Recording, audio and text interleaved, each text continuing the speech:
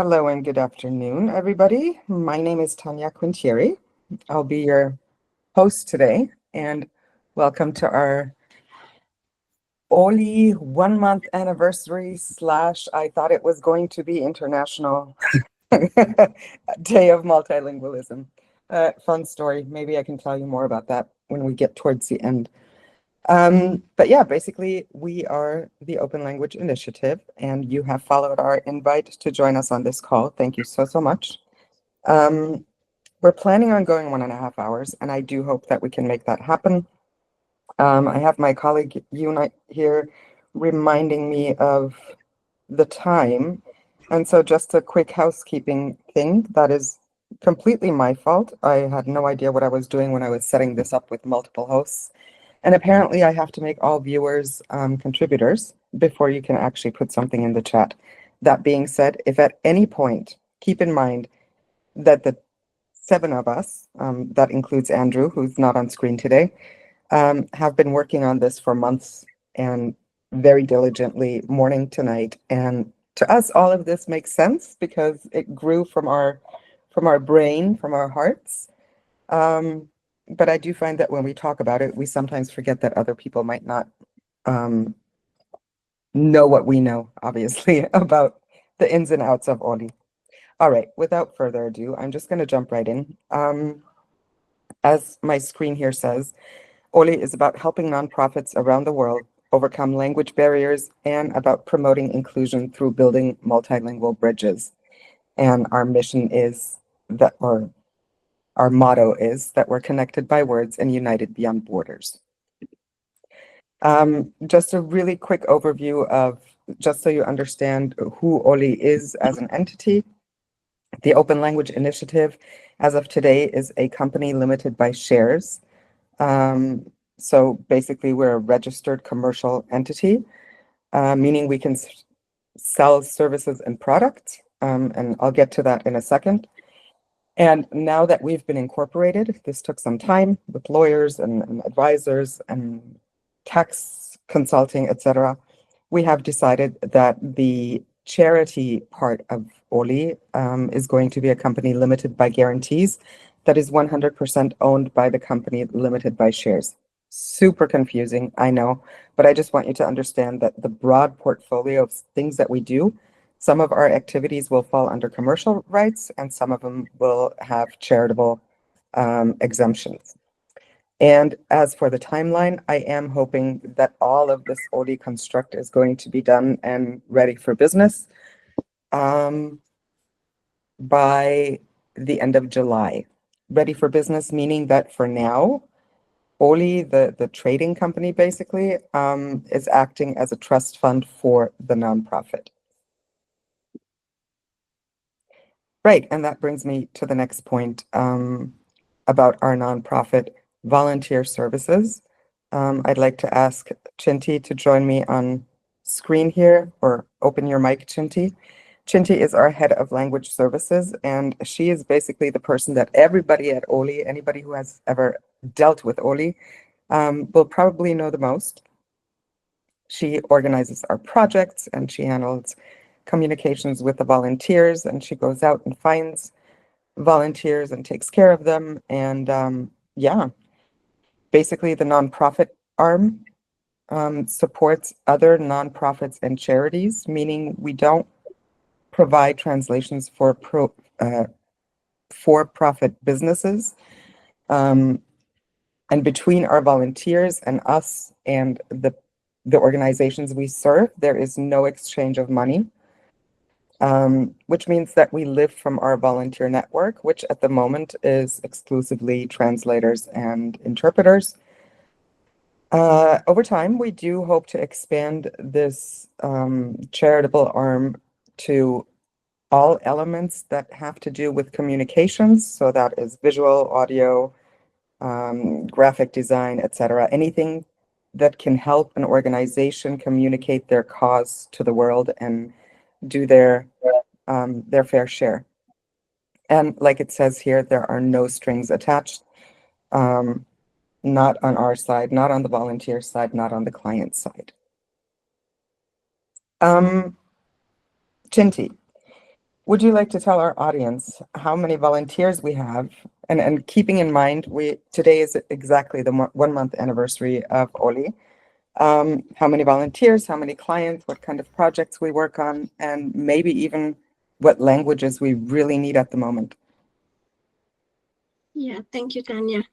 As of today, right now, we have 210 volunteers registered, but we do have other contacts, volunteers who jump in when we need, like organizations, language service provide organizations who help when we need certain languages that we don't have volunteers in. So for 1 month, I think that's a really good progress.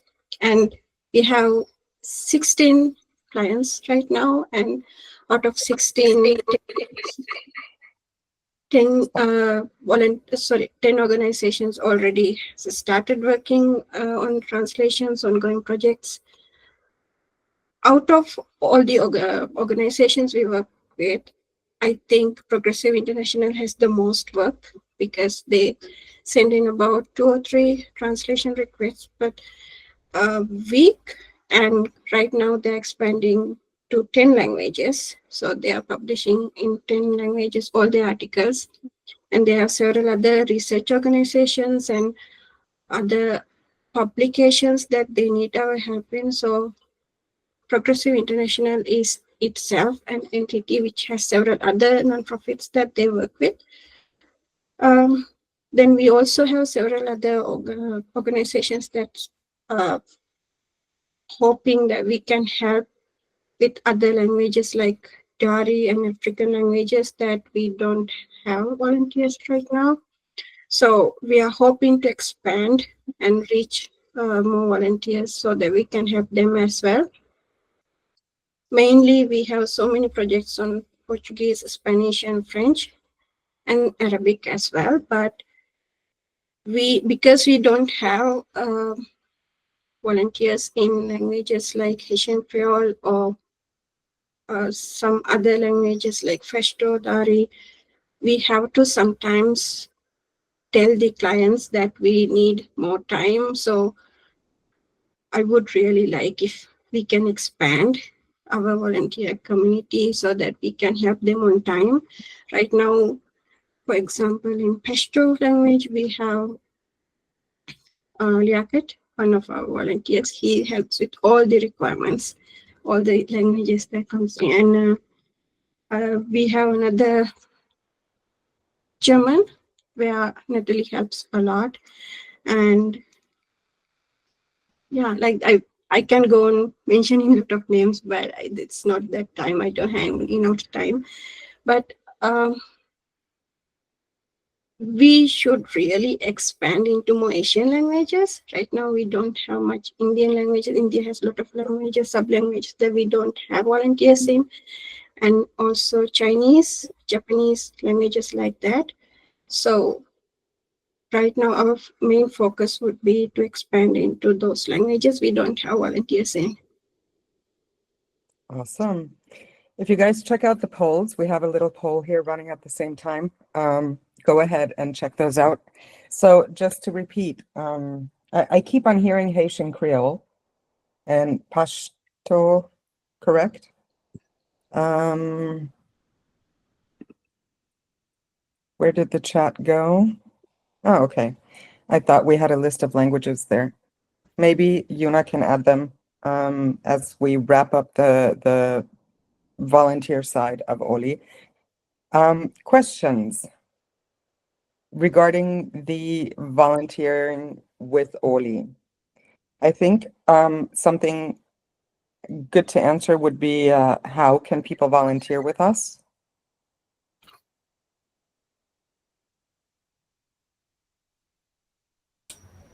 Well, if you want me to answer how to register, then for now it's our Google form. And how they can volunteer, they can help with the translation front and machine translation, post editing, and interpretation requests as well. And we also get subtitle requests and sometimes language training, like training underprivileged translators with more exposure to experienced reviewers so that they can work and gain experience. So we have some clients who are interested in expanding into that area. And there are so many other ways they can volunteer, but right now, translations and interpretation are the main 2 points. Thank you for that, Chinti. We should also mention what volunteers get in return from us, right? Because it's a two-way road for OLI, and we really try to find ways to give back. So aside that, we have a variety of projects. And of course, we have a team working on getting in touch with even more organizations and getting more clients. We still call them clients because we're providing a service, right? They get to work with top-notch state-of-the-art technology, which I find is amazing. It's a browser-based tool that we use. It comes out of California by a company called BureauWorks, and that software really comes with all the bells and whistles that you could wish for as a translator. Other benefits would include access to Elevate, which is our training program, and Susan and Rich are going to say something about that.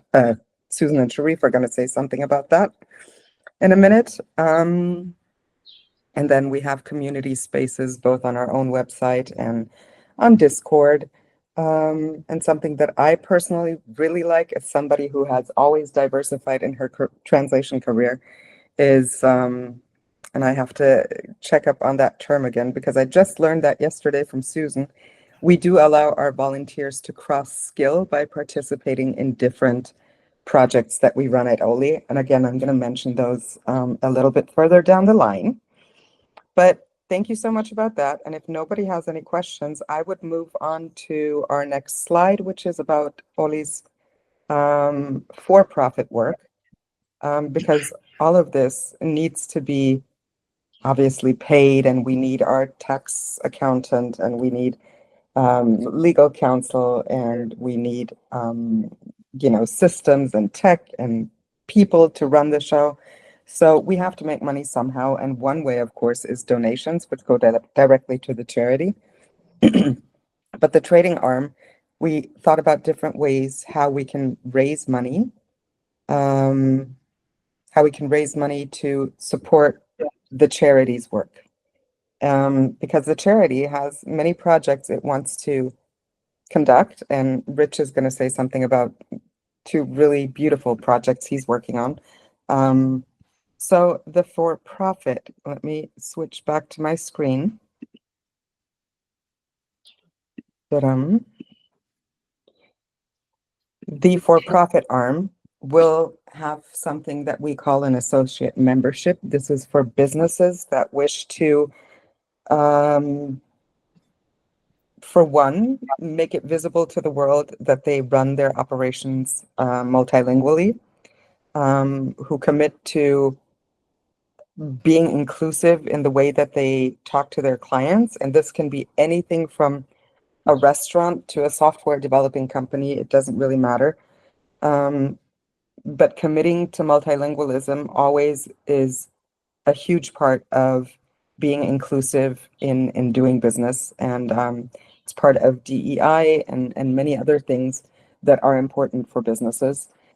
Unfortunately, we don't have the time today to share stories that would be applicable to that, but we are planning on bringing out a little podcast in the near future where we're going to share many such stories just to make people aware of how multilingualism can actually improve your business, beyond opening it up for other people speaking other languages.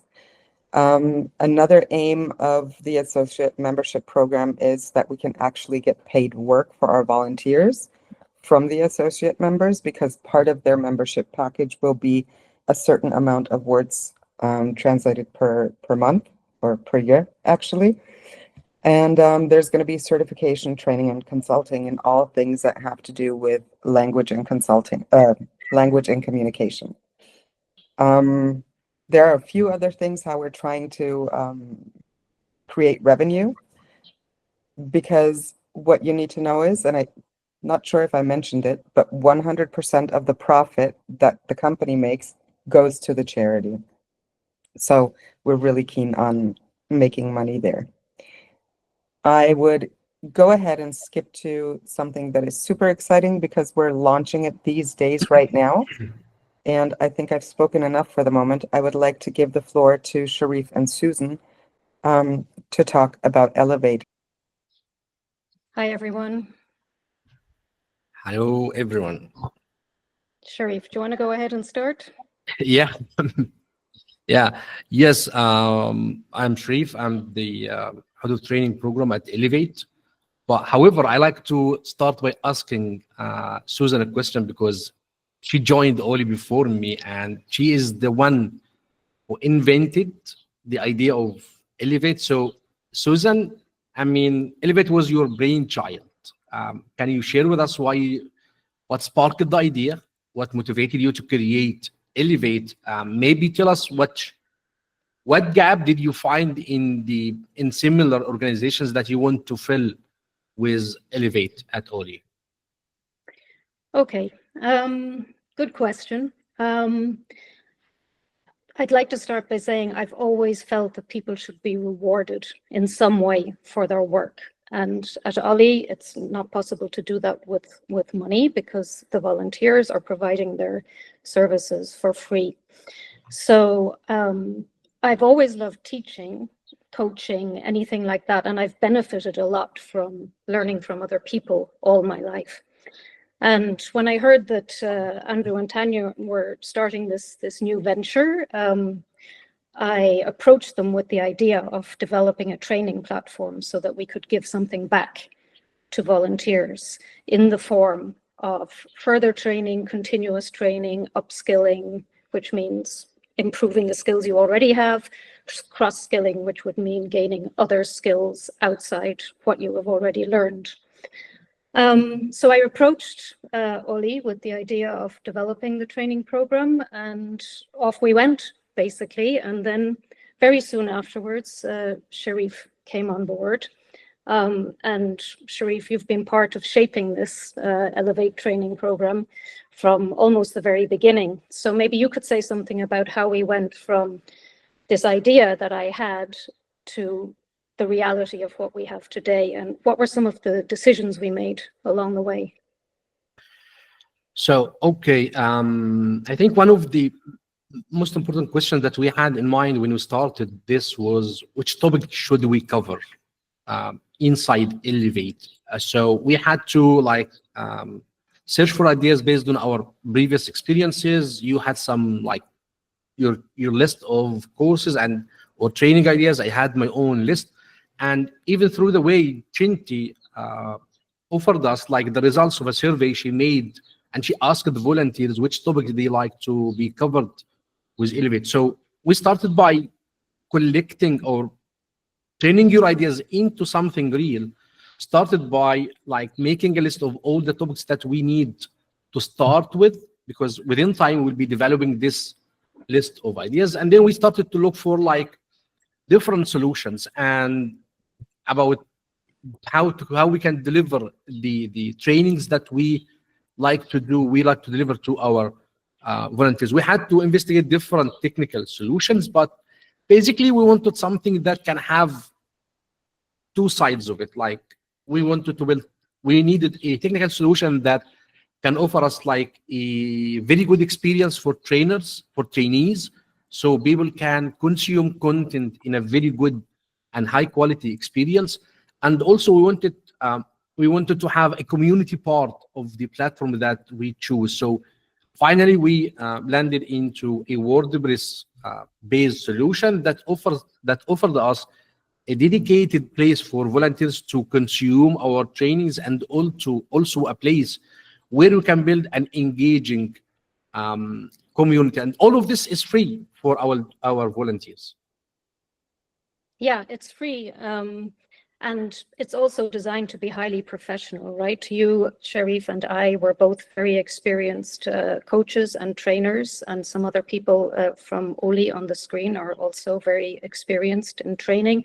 We also, in the future, want to get volunteers on board for paid work to develop training workshops and courses themselves. So that would be one aim that we would have, would be to get volunteers into paid work by becoming trainer facilitators. So Sharif, can you say a little bit about how the program is structured? Because we have a very clear structure to what we're doing, right? Yes, so we will deliver our trainings in 3 different formats. The first one is like live workshops. We do bi-weekly workshops where we invite people to come and join us in like a session like this. And these are interactive sessions or workshops where we speak about a specific topic. We share our ideas and we also ask our volunteers to share their ideas. This is the first like form of training. Also, we wrap up or we take these workshops and turn them into training snacks. And thank you so much, Susan, for inventing this word training snack, because sometimes when we are in the interactive workshop, we speak a lot, we brainstorm ideas, but we turn these workshops into a training snack that is like 10 up to 15 minutes of recorded training. So people or volunteers who couldn't join us or who were distracted during the live workshop, they consume this content. And the third format of our training is the blended courses. So basically, these are like 6 weeks courses. They combine both formats of like recorded and live sessions as well. We ask our volunteers, they join this course and they will have dedicated or recorded material. They will have live workshops and they will have assignments. And I think, Susan, you are facilitating one maybe mid of July or end of June. This will be about the career development. Basically, the blended courses will be like for larger topics that need more content that cannot be covered in a training snack or a live workshop. So you are launching the career development blended course very soon, right? Yes, I think we're aiming to do it a little bit later, maybe at the beginning of September. So it's kind of like a university course, right? Where you have a fixed set of 6 weeks where you commit to doing the course. And at the end, you will receive a certificate, an OLI certificate for the training course you've done with the content of what you have done. So it will show what we have qualified you for within those 6 weeks.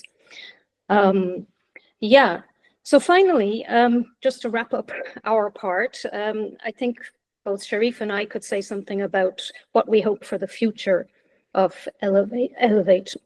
So in the future, we would like to branch out to offering courses, training workshops, training snacks, all of these things to people adjacent to the language profession, right? So people who are involved in maybe things like, let's say, graphic design, content writing, anything like that. So that is for the future. At the moment, we're focusing on language professionals, and we'd love to see all of you on the platform very soon. So please join us.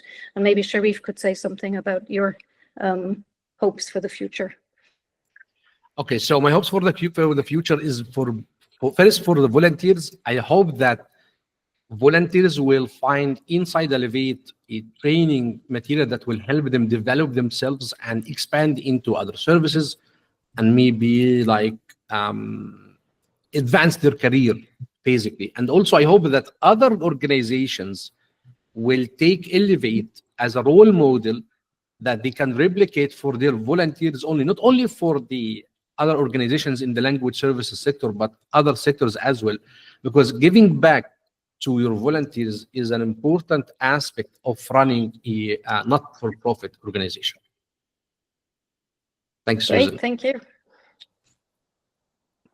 Yeah, I Back to think Tanya. Tanya. Yeah. Wonderful. Do we have any questions? I will check. Doesn't look like it. Yeah, so when are you officially launching? When is Elevate opening for business? So basically, we are launching it next week.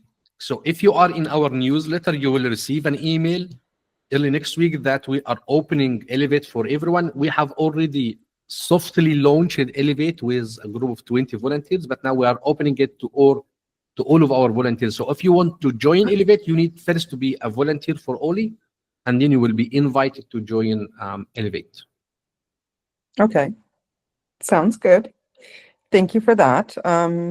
Hopefully Chinti will be very busy the next couple of days adding more volunteers to the database so they can then join Elevate. All right. Next up on the agenda, I'll share my screen again. Oh yeah, coming in from San Jose, California. I'm just going to give you a brief intro to this, and then I'll go off camera again and have Rich explain his two projects. OLI Goes to School is something that has been born out of the necessity of bringing more resources to teachers in multilingual classrooms. And Rich is going to say a lot more about that, but the goal is basically to empower multilingual classrooms, unlock student potential, and build a connected future. And then the second project that Rich is working on is, and maybe that's a little bit my fault, because I always think it's good to be a leading voice in an industry. And I know there's a lot going on regarding sustainability and localization, but there isn't so far an easy to follow framework that LSPs and freelancers alike can follow, but also that speaks to the client side, like the users of the translation work that we do. And if there is, we would love to partner with these people and work on this framework. But again, like I said, Rich will say something about that. And therefore, I now give the floor to our CTO, Rich. Hello, everyone. Thanks to Tanya and to everyone for the opportunity to even be here today. Before jumping in there, my primary focus has been just seeing the great work on the Elevate side and the opportunities we're trying to provide to our linguists. Another piece of that is the technology that we're trying to provide to them. So especially for younger, newer linguists to the industry, we try to provide an environment that's state-of-the-art technology, like with BureauWorks that we're working with, that has all of the technical offerings of the type of work they would do as a paid translator, for a language service provider. So aside from the training that we're offering, we're trying to make a working professional environment where when they accept work from us as a volunteer, they're working in a very similar process, workflow, and set of tools that would be similar in a commercial environment. So I think those two things tie together. And as I'm seeing all of the things that OLI is doing, a few things, talk with Tanya and others on the team, there's a couple of these additional areas of focus with OLI Goes to School and the sustainability that's kind of fed out of that. I see kind of two focuses of it. One is what Tanya already covered, and another one is just ensuring that we as an organization, fully support all other nonprofits who are focusing on education and training, who are focusing on sustainability, to ensure that their missions, which are in line with ours, that we provide all the language service needs for these nonprofits. But for our own focus, like kind of said, also that we want to provide some structure and some central repositories of information and support and potentially training, on the educational and sustainability front. From firsthand kind of observation, being married to a teacher for a quarter of a decade, in an area where every year there's more and more students coming in for a variety of reasons, into the classroom, where like sometimes there'll be 11, 12, 13 languages spoken in a classroom. Did I just see a note come up? Apologies. I guess not. Sorry.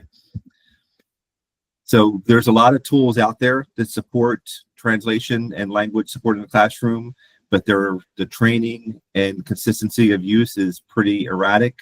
And it's much of the training is needed for the students coming in who aren't native language speakers to the classroom, but also for the ones who are, because you can't have scenarios where the first third of a class is focused on just ensuring that all the in my case, English speaking students are ready to go. So there's some really, really good things that we can do to ensure that, as more and more classrooms have more and more languages spoken outside of the native language, we just want to make sure that all of these teachers and all of these school districts have the needed level of support so that when the kids get in the classroom and sit down, they can start learning the content from minute one versus, all the overhead of trying to ensure that all the other language speakers get what they need.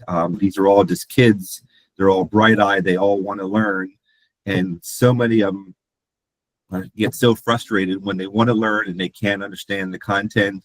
They go into a shell, and then they said, we start to lose them as contributors to the classroom, and then even later contributors to society, because they feel not included in the world that they've had to move into. Oftentimes they're moved for not the greatest reasons in the world. Other times it's for good opportunities for the families, whatever.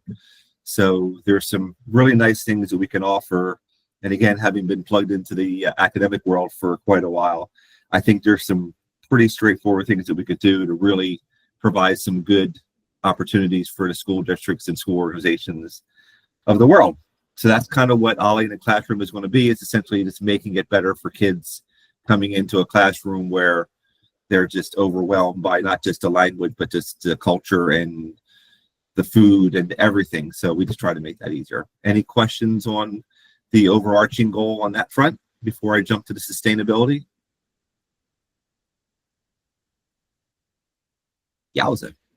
Okay, very similar to educational. We try to ensure that we support organizations who are, pushing for sustainability, but, there's a lot of educational things we can do, and a lot of these areas of focus span all industries, right? Just about turning monitors off and just, not, throwing soda cans into the creek and all the basic type things that, that are there to help support our ever struggling planet.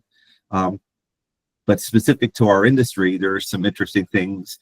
Everyone knows everything about how AI is just taking over every conversation and every marketing piece or whatever.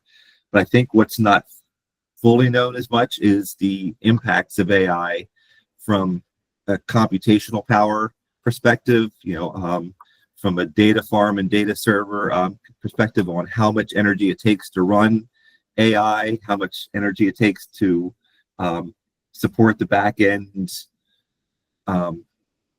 just database, just all of the pieces that go in technically to support AI are very, very heavy from a computational and environmental perspective, because all these server farms have to be air conditioned, they have to be electrified. It's just massive. So just certain knowledge things like, you think, oh, I just want to run AI through something and say, okay, it's just real quick and easy, fun. But there is a price behind that. So just even little things like only running AI when you need it. If there's large data sets from a translation perspective and you want to read AI over, 500,000 words to kind of see what the quality looks like, that has a very, very heavy footprint. So being mindful of the use of AI and just using it from a business and strategic perspective versus just willy-nilly, from a, like in a language service environment, referencing translation memory is tremendously less impactful than AI. So models set up to where we can, make better use of TM and not to say, oh, we'll just have AI created again. That is a very sustainable, unfriendly approach. So anyway, I'm kind of babbling a bit, but those are the kind of things that we're looking at to ensure that not only we as an industry in localization are doing the basics, for environmental and sustainability, but we're doing some things that are very specific to our industry. We'll be researching those and publishing that information to all those who want to learn and share again. So those are my thoughts in those couple fronts, and hopefully that was interesting or helpful. Questions? I have a question actually. Yeah. Or maybe more of an observation. I think people also don't realize it's kind of like a good chef will always have a good mise en place in place, right? Where they prepare everything so that when they actually start cooking, they have all their ingredients at hand, they're peeled, they're chopped, they're whatever, right? And I think the same is true for any kind of project in business, and that includes localization. So the better a project is prepared, the more effective we can be in executing that, and thus reduce, like, over the lifetime or life cycle of a project, reduce the carbon footprint there as well, right? And I think those are things that not everybody thinks about when they set out to find a translator or an agency to get their things translated. And like this back and forth via email or meetings or whatever, I think a lot more parts go into localizing sustainably than first meets the eye. And I know you agree with that, Rich, but I just thought I'd mention it because when you really start thinking about it, it can blow your mind how complex large translation projects can get. And we've seen that at OLI, we've seen that in our own professional lives. Yeah, so all that to say, it's a project, or both of your projects are very, very dear to my heart for very personal reasons. And yeah, so thank you so much for that, for taking the lead on that. Just one of many great projects we're working on. We deliberately are not naming all of them because some of them are still like in the ideation phase, and we're not sure if we're actually going to have the resources, not just financial, but also manpower wise to take care of those. But yeah, and then of course we're going to look to our volunteers to see if they want to participate in one way or another, because these projects need to be presented. And yeah, looking forward to that. But that is what I meant by we allow our volunteers to cross-skill. Would you mind explaining that, Susan? Because I mean, you're the one who brought that up. What cross-skilling is? Yeah. Well, it's actually a term I learned years and years ago from an Australian who I was interpreting for, actually. And I was looking for a word in German, and because they said cross-skilling, and at the first moment I heard it, it made so much sense to me. It was almost like one of those German words that make so much sense, but it was in English, right? And cross-skilling basically means taking the skills you already have and then adding more skills to them that are kind of close to that. So let's say an example would be content writing. If you're a translator, you're probably a decent writer, and then content writing could be a skill that you could pick up. So it's not upskilling within translation, it's cross-skilling to an adjacent activity. How do you think that is different from diversifying? I mean, it's probably not. It's probably just a nicer word, but I think it works really well. I think it is different in that diversifying can be something totally different. Like in my personal case, I went from translation and added in web design, and then exactly. you, Susan, you did the menopause coaching for some time. I remember we had a member in the translation mastermind, Zoe, who started making soaps. Like that to me would be Diversifying. But then, like you say, the copywriting for the translator is more like cross-skilling. And therefore I really like that, because that's like a word that has always been missing in my vocabulary. Yeah, because diversifying scares translators. And of course, a lot of our colleagues are now thinking about diversifying their income streams, etc., as the market is shifting. And I kind of like seeing it as a, what do you call those boards that you sift sand with when you're looking for gold? Like everything is up in the air, and people are trying to check out where things will settle, right? So yeah, but now I'm going off on a tangent. Let me Language nerds, Tanya. Back language to the nerds, program. I'm telling you, yeah, back to the program. What is next? Oh, talking about cross-skilling. Well, no, that's not cross-skilling, but we always hear, no matter what event we go to, the holy grail of clients is direct clients, right? And so how do you go about that? And I was watching a program by King's College on YouTube, and they were talking about their entrepreneurship lab and the many great projects that come out of that, right? So like many other universities, they have the similar kind of projects going on. And I know several universities in Germany where this happens. As the students come towards the end, or I think like in the second to last or last year of their studies, they get to work on their future companies and they get the support from their universities. That can be financial, that can be with training, whatever. And I was thinking maybe we can combine what OLI does with what these universities do. So I won't show you the slide now because I think faces and talking faces is more interesting than my boring little slides. We'll get back to them.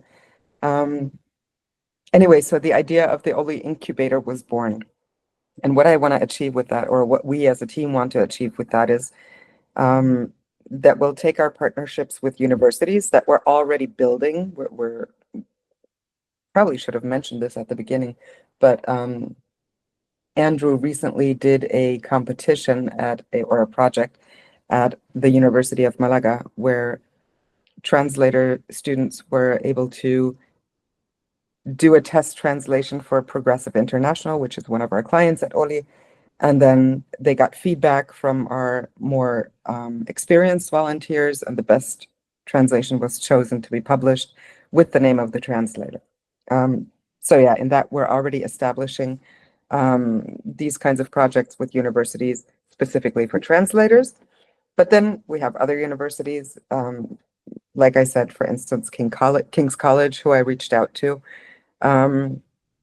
where perhaps we as OLI can support the startups that they're incubating, if you will, with translation. And then as these startups get launched and they get their funding, that the translators who start as volunteers then go into a commercial relationship with the startup. And my thinking is that's better than an internship with a potential direct client, because you get to shape the product and the communication of that startup together with them from very early days.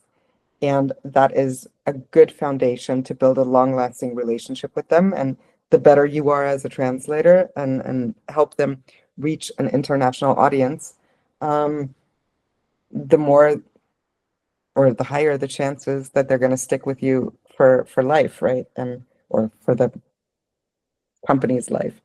That in combination with what Rich said, that we're giving our volunteers the opportunity to work with state-of-the-art modern tools, combining that with working with startups that have so much energy. We know how these young people are, right? I think that makes for a beautiful mix to familiarize yourself, all while having that safety net of the community of volunteers, because there will be reviewers. There will be people within the volunteer community that you can turn to for advice, etc. So the OLI incubator is something that I personally am very proud of, and I'm looking forward to integrating all of the other OLI areas into that, so that we can make that a great experience for universities around the world and their incubator startups. Right. I will get back to my slides. If there aren't any questions up until now, I'll get back to my slides so we can finish that part up and then get to the fun part. Allow to share screen. There we go. I wanted to touch on the leadership because I now basically spoke to you guys about what OLI does, but I'm not going to assume that everybody on this call knows everybody who's on screen at the moment. So let's go through the leadership team behind OLI. The charity that we're currently working on incorporating, of course, has a board of trustees. That, for one, is Thomas Brennecke and Anna Cook. I think Anna is even on the call. And we have an open seat. So if anybody would like to join the charity arm as the board of trustees, please do get in touch. And thank you to our trustees for going on this journey with us. The members of the charity, and this is kind of a legal term because nonprofit companies in the UK need to have members, as in they're kind of like, well, they're members. It's I can't explain it. If anybody on the call can, please go ahead. But it's not like a membership like you have in a gym club, right? It's members of the governing board, basically. So that would be our trustees, Anna and Thomas, as you already saw, as well as Andrew, myself, Rich, and Chinty. And all of the people at the charity basically volunteer their time to do what they do. And then coming back to the trading arm, the first part that we founded that is already incorporated with Companies House in the UK. It was founded by Andrew Morris, who is not here today, myself, Rich, Chinty, Susan Sharif, and Paula. I deliberately didn't put Paula here because after she did all the heavy lifting of designing the programs that we're offering, she decided to go back to university.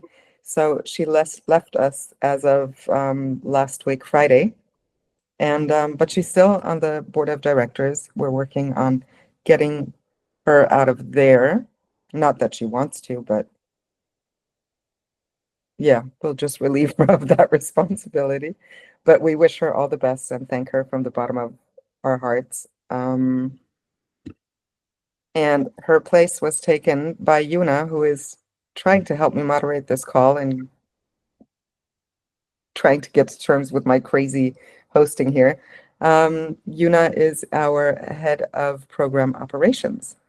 Right. And then there is a whole external team. Just so you know, it's not us who are, most of us are language experts. So externally, we have Dawn, who is a fundraising specialist. She is currently drafting up grant proposals and trying to find good companies that we can partner with for CSR and also for our associate membership. We have Andreas. He's a marketing specialist. He specializes in impact marketing. Super interesting field. Kate and Anna are on our accounting and bookkeeping team. And then we have Mel, who staffs our office in London. There's a couple of other people who have joined us basically as external, but they're kind of internal. It's a little bit complicated, but if you look at our affiliates program and the ambassador program, it will become clear. We have 2 people currently as affiliates, and we have 2 lead ambassadors, Richard and Alex. They're not here, unfortunately today because they have their own events, but yeah, that is basically it about the team. And the reason why Andrew isn't here, we've heard this question over and over the past couple of weeks. No, not couple of weeks. It's not even been that long. Andrew worked very, very, very, very hard to get OLI started. And it was kind of a day and night situation. And so we decided together with him, or he decided it would be a good time to take a little bit of a break. And so he's taking a breather. He's taking a short sabbatical, but he did ask me to record this today and to share it with him because he might want to watch it in a quiet moment. So let's see. Still no questions. I can now add to the chat as a contributor. Good. I'll give you a minute to think about whether or not you have any questions. In the meantime, let me share one more link with you.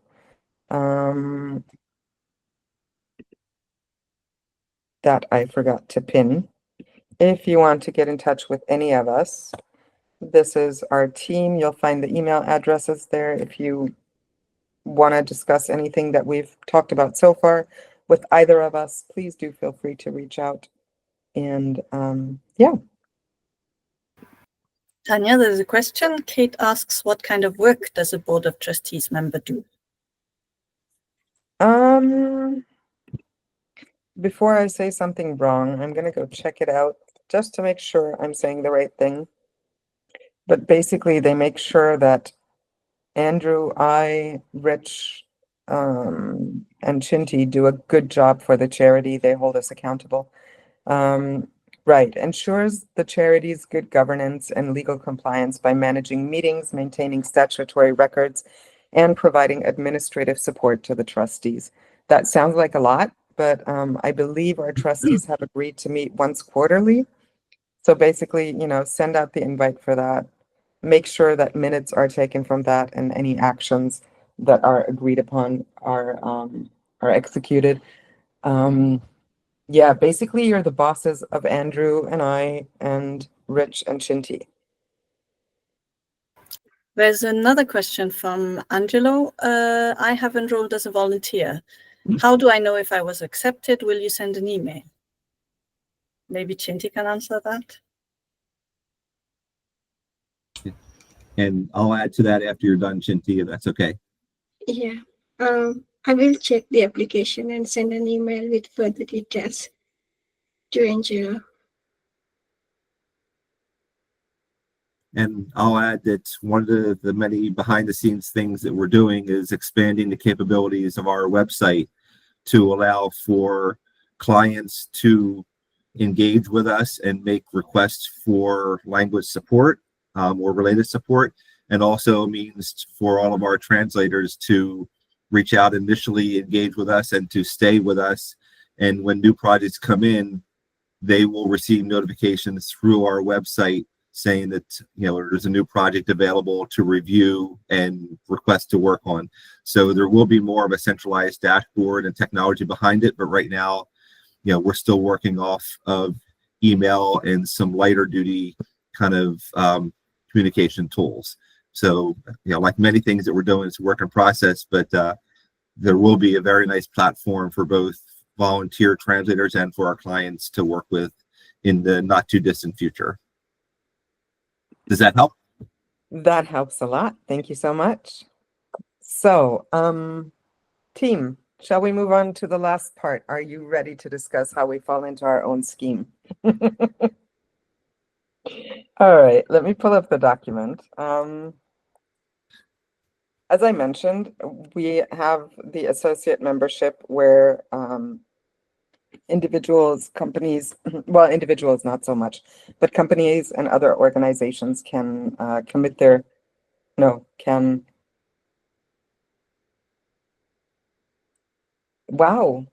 bilingual can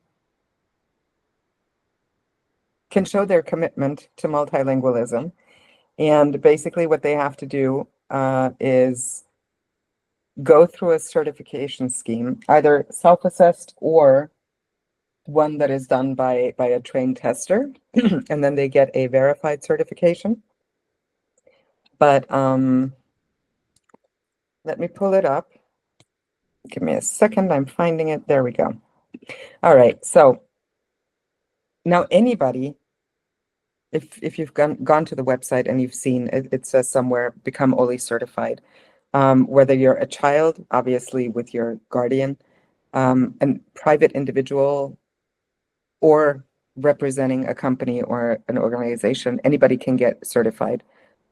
We do ask for a small donation for that. That can be a one-off donation of €5, or it can be a recurring donation, or it can be one of the larger packages, which would then be the associate membership, right? So there's basically 3 certificates that we have.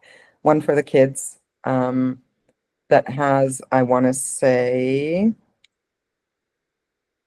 4 levels that the kids can do with their parent or adolescents. Yeah, and then there's for the individual person, and the company or organization, there's a 12-level program. And each level, in order to pass that level, you need to answer 3 out of 5 questions with a yes. So I thought for our 1-month anniversary, we should go ahead and check where on that spectrum OLI falls. And so like I said, there's 12 levels, and it is grouped into an elementary level, an intermediate level, advanced level, and a master level. And I would start with the first question, and then whoever wants to take the answer, go ahead or give the answer to that. So what we would have to do is display a welcome sign in one additional language relevant to the customer base. That's going to be kind of hard for OLI to do that because we don't technically have a building where we can display anything, but we do have a website. I guess we can all agree that we haven't gotten around to localize our own website, right? So, yay, nay? I'm going to say nay, right? I will note that that's part of the expanded website work that we are looking at for making it a better experience for our translators and clients. So that is part of the deal coming, but Tanya, you're right, it's not there today. Right, okay. So employ and identify, for example, with a badge on the website that at least one staff member can speak another language other than the primary business language. Now that's interesting. I don't think we do that on the website at the moment, but it would be good to have in our contact form a little text saying we also speak. In my case, it would be German. Susan, it would be German and Spanish. For Sharif, it would be Egyptian. No, Arabic, Egyptian. Arabic. What is your native tongue, Chinti? Sinhala. Sinhalese. Yeah. Okay. And then I think for Yuna, it would be French. I know you also speak German. French, German, Spanish, Turkish. Look at our polyglot. We can leave Breton out. I think that's not currently very useful. Yeah, okay. But that would be like a not yet, right?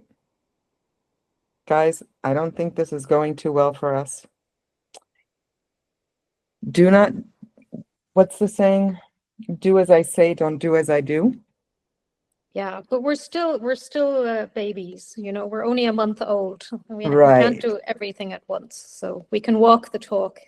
We can commit to walking the talk in the next month. Yeah. Okay, so the third question here for level 1 is offer basic information online, for example, contact details or a brief welcome message in one additional language relevant to the customer base. Well, I guess my great idea about the contact form is exactly that. So I'm going to take it for another not yet. The fourth, provide translated brochures with basic information in one language relevant to the customer base. All right. We breezed through this, didn't we?